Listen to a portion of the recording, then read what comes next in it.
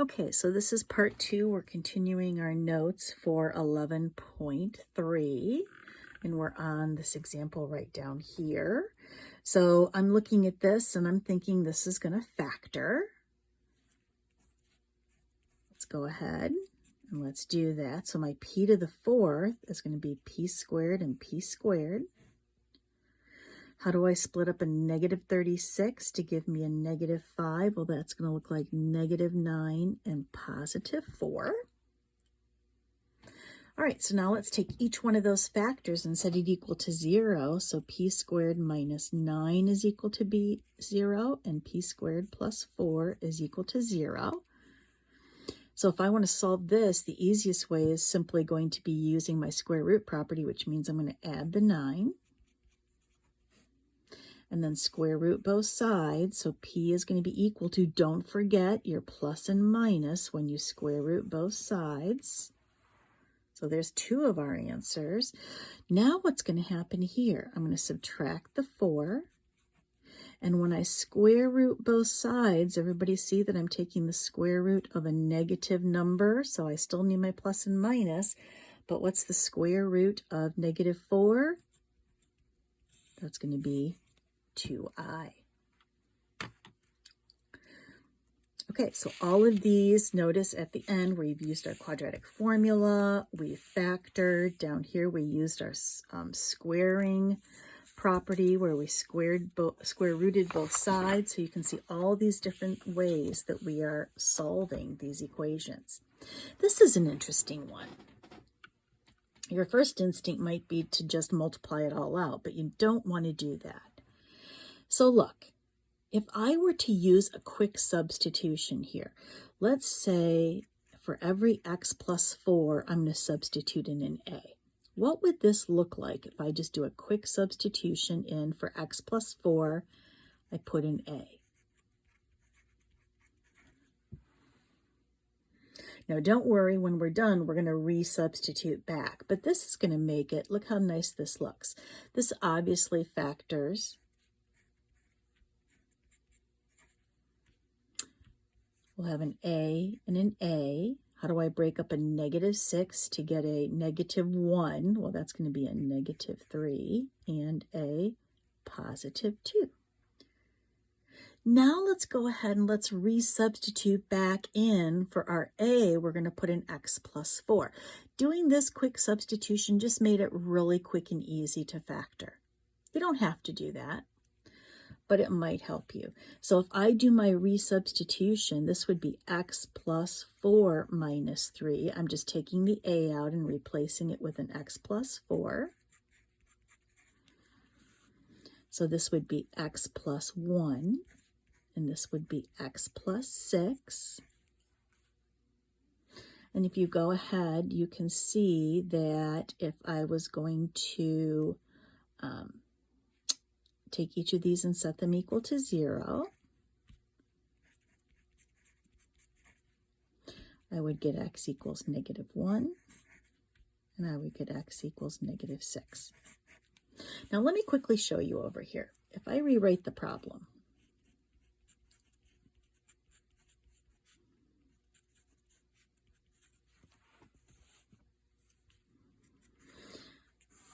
you don't have to do that substitution step. If you just see, okay, this is something squared minus something minus 6. If you can see that that is going to factor just as it is, think of it this way. How do I split up an x plus 4 squared? Well, I'd have an x plus 4 here and an x plus 4 here. How do I split up a negative 6 to give me the negative 1, which is the number in front of here? Well, that would be a minus 3 and a plus 2. So you see, you'd still end up at that same step right down here. And then you would do the same thing for the rest of the problem. So you don't have to do the substitution. Some students just find it a little bit easier if they do a little substitution to help them factor. Totally up to you. All right, so we're going to do a word problem. This is actually called a work problem, which is something that you learn how to do when you do rational expressions. So together, Karen and Doug can clean a strip of beach in 5 hours. So they're cleaning the beach. Alone, Karen can clean the strip of beach in 1 hour faster than Doug. Find the time that each person can clean the strip of beach alone. Give the exact answer and then give a 1 decimal place approximation. Okay, so this is going to be, so we have 2 columns here. This is going to talk about the total number of hours to complete the job.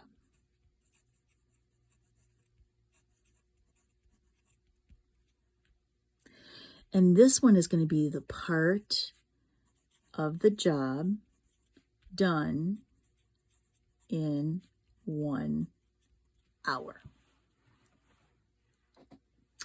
I like to call this unit work because that's really what you're talking about when you talk about the part of the job per hour. That's a unit work, just like unit price is per pound or per ounce. This is unit work. It's per hour, but this is the way the book does it, so I'm going to let it go. Okay, so let's start filling in our chart. This is the column we're going to be able to fill in, and then we're going to use this column to go over and fill in this column. So, first of all, it says Karen and Doug together can clean the strip of beach in 5 hours. So that's what's going to go right here. Together, the total job takes 5 hours. How about them each individually? Well, it says alone, Karen can clean the beach 1 hour faster than Doug. So you can do this a couple of different ways. I think I'm going to do it in, since it takes Doug an hour longer, I'm going to call Karen X and Doug X plus 1. So this would be the amount of time it takes Karen to do the job, and then it takes him an hour longer. Now, we're going to use this column to fill in this column. If it takes, let's go down to this one. If it takes a total of 5 hours to do the job, if they're working together, so it takes them a total of 5 hours, what part of the job is done per hour? Well, if it takes them a total of 5 hours, that means that 1/5 of the job is done per hour. If it takes Karen X hours to do the job, that means she does 1/x of the job per hour. So do you see, to find the unit work here, we're just taking 1 over the time it would take them to do the job. So obviously this is going to be 1 over x plus 1.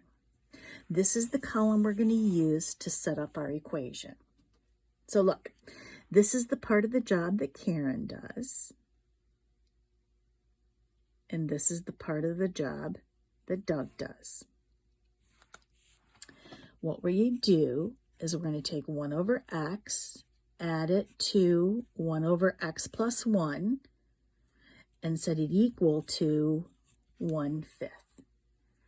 Because this is what's done per hour. So all of this is done per hour, and that's 1/5 because that's the part of the job. So here's our equation. And by the way, they're always done the exact same way. So you can see again, this is a rational equation just like on the first page. So we're going to multiply everything through by the common denominator, which is 5 times x plus 1.